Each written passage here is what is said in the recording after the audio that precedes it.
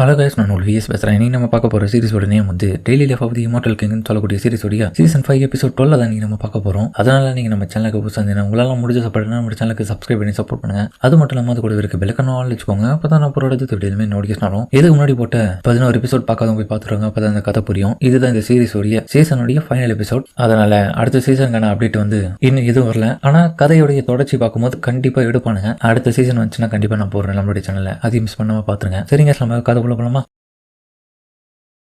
இப்ப அந்த வில்ல பையவுல நம்ம ஹீரோவை பார்த்து கத்திட்டு சிரிச்சிட்டு இருக்கான். எங்க பாடுறா, உனக்கு ரொம்ப க்ளோஸா இருக்கிற ஒவ்வொருத்தரும் உனக்கு துரோகம் பண்ணிட்டாங்க. இப்ப நீ என்ன பண்ணுவ? உன்னால எதுவுமே பண்ண முடியாது. பாவம், இப்ப தனியா விடப்பட்ட இந்த ஒரு நிலைமையில உன்னால எந்த இடத்துக்கும் போக முடியாது உன் பூமியில. எங்க பாடுறா, நீ பண்ண வேலை எல்லாமே எனக்கு நல்லாவே தெரியும். நீ ஒன்னும் என்னை ஏமாத்தி போய் சொல்லணும்னு அவசியம் இல்லை. அது மட்டும் இல்லாம அவங்களுடைய மெமரிஸ் எல்லாமே நீ ஒன்னும் பெருசா ஆல்டர் பண்ணல. நான் திரும்ப வர வைக்கணும்னால வர வச்சிருவேன் எப்படி வேணாலும். நான் ஒண்ணு இங்க தனியால இல்ல, எனக்கு துணையா ஒருத்தி இருக்கா. என்னுடைய நண்பர்களை நான் நம்புவேன், அவங்களும் என்ன நம்புறாங்க. ஓ, நீ இங்க இருக்க அங்க ஒரு பொண்ணை தனியா விட்டு வந்துட்டு அவனுங்க எல்லாம் என்ன பண்ண போறானுங்க? அவளை இந்த 2 சிப்ளிங்ஸும் சேர்த்து சாவங்களா அப்படின்னு அவனுடைய ஃபர்ஸ்ட் பவர்ஸை அனுப்பும் போது ஹீரோ டக்குன்னு அதை பிடிச்சி திரும்ப அனுப்பாம பாருங்க. ஆளை தூக்கி விசிறி அடிச்சு வேற ஒரு கிரகத்துக்கு கூட்டின்னு வந்துருவான். ஹீரோ அதுக்கப்புறம் கூட்டின்னு வந்த பிறகு அவன் நடந்து வரும்போது இவனும் இந்த 2 சிப்ளிங்ஸும் மான்சஸ் தான். இந்த மாதிரியான இடத்தை பொறுத்த வரைக்கும் என்ன மாதிரியான பவர்ஃபுல்லான ஆளால மட்டும்தான் நகர முடியும். எப்படி இவனால நகர முடியுது? யாரு தான் இவங்க? ஹீரோ தன்னுடைய சக்திகளை மொத்தமா காட்டுவான் பாருங்க. அந்த இடத்துல புயலே வரும். டக்குன்னு பார்த்தா அவன் நம்ம ஜிம் சாம்பியன் வரைய வர வைக்கிறான். அவருடைய உருவத்தை இன்னும் கொஞ்சம் பெருசு பண்ணி சண்டை போட வைக்கிறதுல அவர் ஹீரோ கூட ஃபைட் பண்றாரு. ஹீரோ ஒரே ஒரு கையை பயன்படுத்தி தடுக்கிறதுல அவருடைய கை பாதியா உடைஞ்சிடும். அடுத்த செகண்டே பார்த்தாலும் வாங்கணும் டக்குன்னு போயிட்டு ஜம்ப் பண்ணி வாயிலே ஒண்ணு கொடுப்பா பாருங்க, பறந்து போய் விவான். அதுக்கப்புறம் அவன் வாயை பிறந்துட்டு இருக்கிற சமயத்துல தன்னுடைய சாபம் நிறைஞ்ச அந்த கொடையை பயன்படுத்த ஆரம்பிக்கிறான். முதல்ல நீ அந்த கையில இருக்கிற குழந்தைய நீ சாப்பிடு, அது முழுங்கிட்டினா போதும். அதுக்கப்புறம் அவனை ஈஸியா சமாளிக்கலாம். அதுக்கப்புறம் உனக்கான விக்டரி கிடைச்சிடும். அதுக்கப்புறம் அவன் இவங்க பின்னாடி போயிட்டு இவங்களை பிடிச்சி சாப்பிடலாம் சொல்லிட்டு ட்ரை பண்ணும்போது அந்த கொடைக்குள்ள இருக்கிற ஒரு சாபம் நிறைஞ்ச அவனுடைய பிளாக் சோல்ல வெளியே வர வைக்கிறான். அந்த சோல் அவங்களை பிடிக்க ட்ரை பண்ணும்போது அவங்க காணாம போயிடுவாங்க. ஏதோ அதுக்கப்புறம் அந்த ஒரிஜினல் பாடியை தூக்கி விசிறி அடிப்பான் பாருங்க, தவச்சி எடுப்பான். இதுல அவன் பல்லு உடஞ்சிரும். இன்னொரு பக்கம் பார்த்தாலும் அவன் வாங்கணும்னு அந்த பிளாக் சைடை போட்டு கும்மரி எடுப்பான். அவன் இன்னும் திருந்தல மாமா அப்படின்ற மாதிரி. அவன் இன்னும் திருந்தல. ஹீரோ கிட்ட அடி வாங்கினா இன்னும் திரும்ப ஏஞ்சிக்கிறான். அப்புறம் அவனுடைய வாயில பார்த்தா இன்னும் சில பேர் எடுத்து போறதுல அவங்களுடைய பவர்ஸ்லாம் அவனுக்கு அடுத்து ஹீலிங் ஆயிடுது. உன் சிஸ்டர் பிறக்கும் போது ராட்சசியா தான் பிறந்திருக்கான். அவளை நான் பிடிச்சிட்டு நான் கண்டிப்பா நான் பெரிய லெவலுக்கு பவர்ஃபுல்லா மாறிடுவேன். ஏன்னா அவகிட்ட அதிகப்படியான ஸ்பிரிச்சுவல் எனர்ஜி இருக்கிறத நான் உணர்றேன். விட மாட்டேன். அதுக்கு என்னுடைய டீமன்ஸோட நான் இந்த சமன் பண்றேன். லார்ட் பைசே யாரோ கொல்லணும் தொட்டு அது தீவிரமா இருக்கிறதுல இன்னொரு பக்கம் பார்த்தா நம்ம ஆளுங்கன்னு ஒண்ணு இந்த முறை உங்களை விட மாட்டேன்ற மாதிரி அது துடியா தெரிக்குது. உணவு பக்கம் அதை சமன் பண்ணி அதுக்குள்ள இருக்க டிராகன் வெளியே வச்சு அழிப்பான். இதெல்லாம் பார்த்து வாங்கணும் வந்து தான் கிட்ட இருக்கிற அந்த சின்ன ஒரு லீஃபையை பயன்படுத்தி நம்ம ஹீரோ கிட்ட கொடுப்பான். என்னது சாதாரண புல்ல வச்சு இதை அட்டாக் பண்ண முடியும் நினைச்சிட்டு இருக்கீங்க? என்னடா காமெடி பண்ணீங்க மாதிரி வச்சிருக்கேன். சாதாரண புல்லு கூட ஷார்ப்பா அந்த எதையும் வெட்டுண்டா. அப்படிதான் இது பெரிய நட்சத்திரங்களை கூட இது வெட்டும். அதுக்கப்புறம் அதை பயன்படுத்தி அந்த டிராகனை 2 துண்டா வெட்ட அது அப்படியே செத்துரும். அதுவும் போயிடுச்சா. அடுத்தது இந்த டயோ ஆன்சிஸ்டர் நான் பயன்படுத்துறேன். அப்புறம் அவனுடைய அவதாரம் அவன் பயன்படுத்தேன். அதுக்கு எதிராக ஹீரோவால கொஞ்சம் டஃப் கொடுக்க முடியும். இந்தடா இவருடைய பவரை உன்னால எதுவுமே பண்ண முடியாது. அதுக்கப்புறம் பார்த்து ஹீரோ டக்குன்னு பின்னாடி கையை வச்சு அந்த சீல் பேப்பரை லைட்டா பிரிப்பான். ஆனா அவனை பொறுத்த வரைக்கும் என்னடா காலர் தூக்கி விடுற டியோ ஆன்சிஸ்டரை பார்த்து பயம் இல்லையா? அவ்வளவு திமிராயிடுச்சா? அதான் வாலிப வயசுல ஓவரா பண்ணிட்டு இருக்கேன். அப்படியே அவன் திமிரா பேசுறதுல நம்ம ஹீரோ அந்த சீல் லைட்டா தான் பிரிப்பான். அதுக்கு ஏகப்பட்ட பவர் ரிலீஸ் ஆகும். என்னடா நினைச்சிட்டு இருக்க? இதுதான் என்னுடைய ஒரிஜினல் பவரானு. எனக்கு பின்னாடி இருக்கிற அந்த சீலை மட்டும் நான் லைட்டா பிரிச்சனா போதும், என்னுடைய அதிகப்படியான பவர் எந்த அளவுக்கு இருக்குன்றது காமிப்பேன். அதுக்கப்புறம் ஹீரோ பார்த்தா தன்னுடைய பவர் காமிப்பான் பாருங்க. அவன் பயன்படுத்த ஒரே ஒரு ஸ்பெல் தான். ஆனா அவனுக்கு டப்பு கொடுக்குற வகையில அவன் கிட்டத்தட்ட 10 மடங்கான ஸ்பெல்ல ஒரே டைம்ல பயன்படுத்த அவன் வாய பழந்துருவான். என்னடா இது தெரியலையா? டயா ஆன்சிஸ்டர் உனக்கு பயன்படுத்துறதுக்காக கொடுத்த அதே ஸ்பெல் தான் இது. இன்னும் இவ்வளவு பண்ணிருக்கேன்னு நினைச்சியா? அதுதான் சொன்னேன். நீ வச்சிட்டு இருக்கிறவன் உனக்கு ஹெட் மாஸ்டர்னா நான் அவனுக்கு அப்பான்ற மாதிரி ஹீரோ சொல்லலாம். ஹீரோ அப்புறம் வாங்கணும்னு பார்த்து வாங்கணும் என் கூட சேர்ந்து நீங்க சண்டை போட ரெடியா? 2 பேரும் சேர்ந்தே பண்ணுவோம் இதை ஓகேன்ற மாதிரி அவன் பார்த்தா தன்னுடைய அந்த டார்க் பவர் அந்த காத்தாடிக்கு அனுப்பேன். அதை ஓதுன அடுத்த செகண்டே அதுக்குள்ள இருந்து வெளிப்படுற சக்திகள் எல்லாமே ஒன்னா சேர்ந்து போயிட்டு இப்போ அந்த டியா ஆன்சிஸ்டரை சிறப்பிடிக்க ஆரம்பிக்குது. ஆனா உடனே அவர் அது எல்லாத்தையுமே கட் பண்ணி விலைக்கு விட்டுறதுல திரும்பவும் அவர் ட்ரை பண்ணுவா. ஆனா இந்த முறை அவர் கெட்டியா பிடிச்சிட்டு கீழே இழுத்து அடைச்சி வைக்கிறதுக்காக ட்ரை பண்ணுவாங்க. என்னங்க நடந்துட்டு இருக்கு? டயோ ஆன்சிஸ்டர் எவ்வளவு பவர்ஃபுல்லான ஆள், அவரையே பிடிச்சிங்க. அப்புறம் ஹீரோ அவனை பார்த்துட்டு இருக்கிறத பார்த்துட்டு அவனை தாம்பாக்க வச்சு மூஞ்சியை பிடிக்கிறான். ஒண்ணு நினைச்சு நீயே வருத்த பண்ணுடா, ஏன்னா உனக்கு இன்னமும் புரியல, நீ எப்பயோ தோத்துட்ட அப்படின்னு ஹீரோ அவனை பறந்து போயிட்டு தூக்கி மேல இருந்து அடிக்கிறதுக்காக ட்ரை பண்ண பாவம் அந்த டயோ ஆன்சிஸ்டர் அவனை பார்த்துட்டு இருக்கு. அதுக்கப்புறம் அவர் அந்த சீலுக்குள்ள போயிட்டு அடைச்சு வச்சு அடுத்த செகண்டே காணாம போன பிறகு தலைவன் தரையிலேயே போட்டு சொல்லி எடுப்பான் நம்ம ஹீரோ. அவனை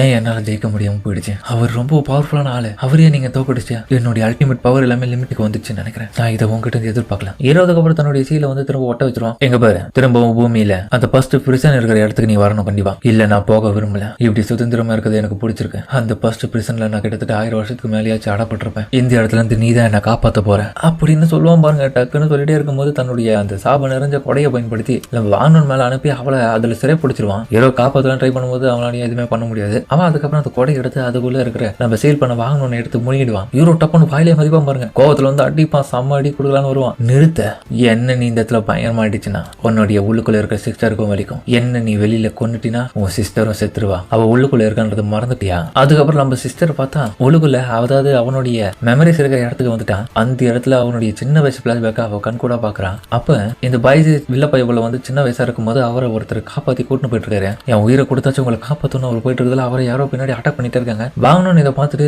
அந்த அட்டாக்ஸ் எல்லாமே அவங்களுக்காக தடுக்கலாம் ட்ரை பண்றா ஹெல்ப் பண்றதுக்காக. ஆனா அது எல்லாமே அது மேல வேலை செய்யல. ஏன்னா இவ ஒரு மெமரிஸை மட்டும் தானே பார்த்துட்டு இருக்கா. அதனால நடந்த விஷயங்கள் என்னவோ அதை நடத்தி தான் தீரும். அப்புறம் அந்த இடத்துக்கு இவங்களை தடுக்கிறதுக்காக வந்து ஆள் பார்த்தா இந்த லார்ட் ஸ்பிரிட் அந்த பையனை என்கிட்ட ஒப்படை அப்படின்னு அவ கேட்கறதுல இந்த காப்பாத்துற இவரும் முடியாது. நீங்கெல்லாம் ஈவில் கல்டிவேட்டர்ஸ், உங்ககிட்ட இந்த பையன் போனா நான் கண்டிப்பா கெட்டவனா தான் வளருவான். அதுக்கு நான் அனுமதிக்க மாட்டேன். நீ தெரியாம பேசிட்டு இருக்க. நாங்க அப்படிலாம் பண்ண மாட்டோம். எங்களுடைய நைட் ஸ்கல் பிக் பிளான் வச்சுட்டு இருக்கோம். அதனால நீ விட்டு கொடுத்துரு. நான் உன்னை கொல்லாம விட்டுருவேன். அப்படி இல்ல நீ தர மாட்டேன் அவனை ப்ரொடெக்ட் பண்ணணும்னு நினைச்சினா நீ இந்த இடத்துல சாக்கிறத தவிர உனக்கு வேற வழி இல்ல. நீ தான் அவனுடைய பெரிய மாஸ்டர் நான் கேள்விப்பட்டிருக்கேன். அவனை ஒழுங்கா கொடுத்துரு அப்படின்னு மிரட்டினாலுமே அவரு பார்த்தா இன்னொரு பக்கம் இவனை அவங்ககிட்ட ஒப்படைக்க கூடாதுன்ற ஒரு முடிவுல தன்னுடைய ஃபுல் பவரை பயன்படுத்தி அவனை தூக்கி விசிறி அடிக்கிறது மட்டும் இல்லாம அவர் கூடிய வந்து அந்த சாப நிறைஞ்ச கொடையும் சேர்த்து அமைச்சிருவாரு. முட்டாள் என்ன காரியம் நான் பண்ணிட்டேன்னு சொல்லிட்டு இன்னொரு பக்கம் அவன் அட்டாக் பண்ணும்போது பார்த்தா அவன் போர்ட்டல் வழியாக காணாம போயிடுவான். இன்னொரு பக்கம் கோவத்துல இவன் அவர் அதே இடத்துல கொண்டுடுவான். அடைச்ச இங்க பாருங்க அந்த பென்டெயில் மேஜிக் ட்ரெஷர் வந்து காணாம போயிடுச்சு. அந்த பையனும் அது கூட தான் இருக்கான். இந்த ஆளை நான் கொண்டுட்டேன். உடனடியாக அவனை கண்டுபிடிக்கணும். அந்த பையனை நீ பிடிக்காம வரக்கூடாதுன்னு சொல்லிட்டு டெலிபதி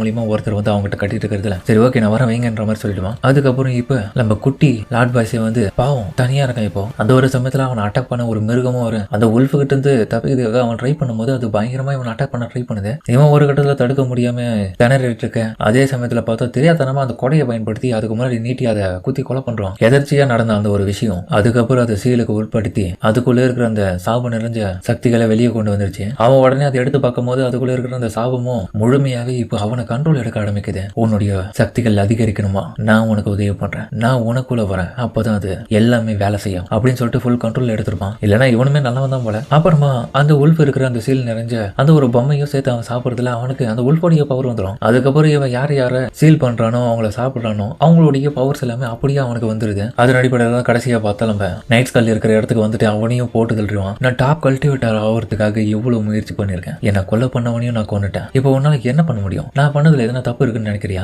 என்னுடைய பிளானுடைய ஃபைனல் பீஸ் நீ மட்டும் தான். உன்னையும் நான் அடைஞ்சு சாப்பிட்டுட்டேன்னா கண்டிப்பா நான் தான் இந்த உலகத்திலே பவர்ஃபுல்லானால அப்படி நான் பேசிட்டு இருக்கும்போது நோன் வந்து மூஞ்சில கொடுப்பா ஒண்ணு. எங்க பாரு இதுல என்னடா லாஜிக் இருக்கு? அந்த கர்ஸ்ட் நிறைஞ்ச அந்த ஒரு ஸ்குவாட தாண்டா உன்னை கண்ட்ரோல் பண்ணிட்டு இருக்கு. இல்லைன்னா நீ என்னத்துக்கு நல்லவனா தான் இருப்ப. எல்லாரையும் சாப்பிட்டு இப்படி நீ பலசாலை ஆயிட்டு என்னத்தை பெருசா சாதிக்க போறேன்? உனக்காக பாவம் ஒருத்தர் அந்த இடத்துல மாஸ்டரா இருந்தவர் உயிரை கொடுத்து உன்னை காப்பாத்தி விட்டுருக்காரு. அவருக்கு நன்றி கடனா கூட இருக்க தெரியாம நீ தேவையில்லாம அவர் சொன்ன வழியை மீறி நீ அதே வழியில் தான் போயிட்டு இருக்க. என்ன நீ பேசுற? இதெல்லாம் சாதாரணமான விஷயம் தான். நான் பார்க்க அழகான குட்டி பேபியா இருக்கலாம். ஆனா எனக்குள்ள பல சக்திகள் இருக்கு. எனக்குன்னு நிறைய நாலேஜ் இருக்கு. என்னால இப்படி பேசவும் முடியும். ஆனா நான் பேச மாட்டேன் வெளி உலகத்துல. அதை விட உன் கதைக்கு வா. அவன் பக்கம் பதறா என்னடா இங்க நடந்துட்டு இருக்கு? 3 மாசம் குழந்தை எப்பறம் இந்த மாதிரி பேசுவோம். அதுல அவன் நடந்து வருது சப்புன்னு ஒண்ணு வாயில கொடுப்பா பாருங்க பல்லு உடஞ்சிரும். உனக்கு பாடத்தை கத்து கொடுத்தே ஆகணும். பாவம் உன்னை கஷ்டப்பட்டு காப்பாத்தி விட்டா நீ அதே கெட்ட வழியில் தான் போவியா? இப்ப என்னடா என்னையும் அடையணும்னு பாக்குறேன். நீ என்னுடைய பாஸ்ட பார்த்தல அதுலயுமா புரியல நான் எந்த அளவுக்கு கஷ்டத்தை அனுபவிச்சிருக்கேன். அது உனக்கு தண்டா புரியல. உன்னை காப்பாத்தி விட்டதுக்கான காரணமே உன்னை ஒரு நல்ல வழிக்கு போகணுன்றதுக்காக தான். நீ பார்த்த கெட்ட வழியில போயிட்டு இப்படி மாறிட்ட. நீ எந்த ஒரு நிலைமையில இருந்ததுக்கான காரணமே நீ மென்டல் ஆஸ்பத்திரிக்கு போகிறதுதான். அங்க போயிருந்த நாளாச்சும் கொஞ்சம் சரியா இருப்ப போல. கண்டிப்பா உனக்கு பனிஷ்மெண்ட் இருக்கு. ஏன்னா இன்னசென்ட்டான பீப்புள்ஸ் எல்லாருமே நீ காயப்படுத்திருக்க. அதுக்கு எல்லாத்துக்கு சேர்ந்து உன்னை பட்டு அடிக்கணும். இன்னத்துக்கு உன்னுடைய பேரண்ட்ஸ் இருந்தாங்கன்னா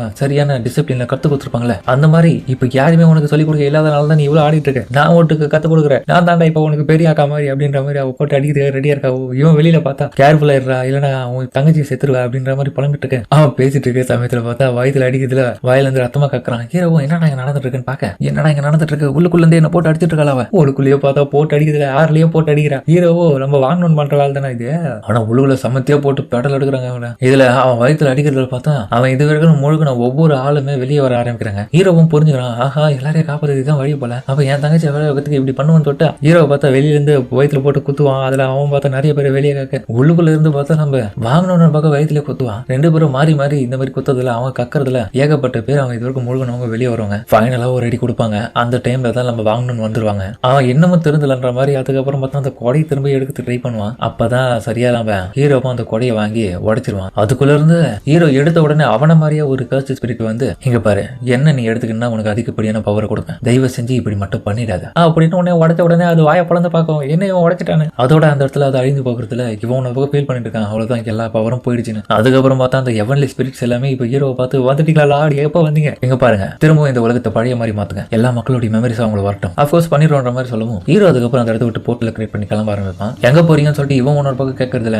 எனக்கு ஒரு முக்கியமான வேலை இருக்கு, அவ எனக்காக வெயிட் பண்ணிட்டு இருக்கேன்னு சொல்லுவான். அப்புறமா ஹீரோ அந்த திறந்து கிளம்பி இப்ப அம்யூஸ்மெண்ட் பார்க்க வர வாங்கலிங் வந்துட்டீங்களா, உனக்கு எதனா அடிபட்டு சண்டன், எனக்கு எதுவும் பண்ணல, உங்களுக்கு எல்லாத்தையுமே நானே பாத்துக்கிறேன். ஹீரோ பார்த்த வேலையை பார்க்க அந்த இடத்தையே போட்டு நாஸ்தம் பண்ணிட்டு இருக்கா. எல்லாருக்குமே திரும்ப நினைவு வந்து அவங்க கண் முடிக்கிறாங்க. வாங்கலிங் திரும்பவும் நீங்க இந்த உலகத்தை காப்பாத்திட்டீங்க, உண்மைதான் இந்த உலகமே எனக்கு எதிராக இருந்தாலும் நீ என் கூட இருந்தது எனக்கு ரொம்ப சந்தோஷம். வாங்கலிங் நீங்க சொன்ன வேலையை நான் கரெக்டா முடிச்சிட்டேன், அதுக்கான ரிவார்டா எதனா கொடுத்தா நல்லா இருக்கும். ரிவார்டு நான் என்ன கேட்கறேன் அது இதுதான் சொல்லிட்டு அவ கிசிங்க கேட்க ஹீரோவும் பண்ணதுக்கு போகும்போது சரியா பார்த்தாலும் அவ வாங்கணும்னு கொடுத்துருவாங்க. அவ இடையில வந்து கெடுத்துட்டுருவா சீனியை. அப்புறம் அந்த நிலைமையை பார்த்து சிரிப்பா போயிடும். அதுக்கப்புறம் ஷாங்காயோடைய ஃபர்ஸ்ட் பிரசன்ல வந்து அவனுக்கு திரும்பி அடைச்சு போட்டாங்க. ஜோயோ அதுக்கப்புறம் அவனை கிட்ட இன்வெஸ்டிகேஷன் பண்ணி பேசிட்டு இருக்கான். தேவையில்லாம எதுக்குடா உனக்கு இந்த வேலை, இதே இடத்துல இருந்தா 4 வேலைக்கு நாங்க சோறு போடுறோம் எல்லாத்தையுமே பண்றோம் எதுக்கு. அந்த ஒரு சமயத்துல அவனுடைய இதுல அந்த கருப்பு கலர்ல இருந்த ஒரு கிரியேச்சரும் அவனை கொன்னுடுது. அது யாரடான்னு பார்த்தா நம்ம ஹீரோடைய கெட்ட வருஷன் அங்க இருக்கான். வாங்கலிங் கண்டிப்பா நீயும் நானும் ஒரு நாள் இதுக்காக கணக்கு தீர்த்து போண்டா அப்படின்னு அவன் அந்த இடத்துல சொல்றதோட இந்த சீசன் 5 வந்து இந்த இடத்துல முடிக்கிறாங்க. எக்ஸ்ட்ரா சீனா ஒண்ணு இருக்கு, அது பெருசா ஒண்ணு இல்ல. நம்ம வாங்கணும்னு வந்து பர்த்டே செலிப்ரேஷன் தான். அதனால அவளுக்கு காஸ்டியூம் எல்லாம் போட்டு விட்டுட்டு இவங்க பர்த்டே செலிப்ரேஷன் பண்ணிட்டு இருக்கும் போது அவங்க ஆளாளுக்கு வச்சிருக்க கிஃப்ட்டை வந்து அவ போயிட்டு தேர்ந்தெடுக்கிறதுக்காக அவளை விடவும் அவ பார்த்தா எந்த ஒரு கிஃப்ட்டையும் தேர்ந்தெடுக்காம போயிட்டு தனக்கு பிடிச்ச அந்த காத்தாடி அடிக்கிறான். அதோட இந்த எபிசோட முடிக்கிறாங்க. சரிங்க, இந்த வீடியோ பிடிச்சுன்னு கமெண்ட்ல சொல்லுங்க. மறக்காம இந்த வீடியோக்கு பிடிச்சிருந்தா போட்டு நம்ம சேனலுக்கு சப்ஸ்கிரைப் பண்ணி சப்போர்ட் பண்ணுங்க. அது மட்டும் இல்லாம அது கூட இருக்க பெல்லுக்கு நாள் வச்சுக்கோங்க. அப்பதான் நான் ஒரு அடுத்தது வெளியாமே நோட்டிஃபிகேஷன் வரும். சரிங்க, இதோட நான் உங்களை அடுத்த சீசன்ல மீட் பண்றேன்.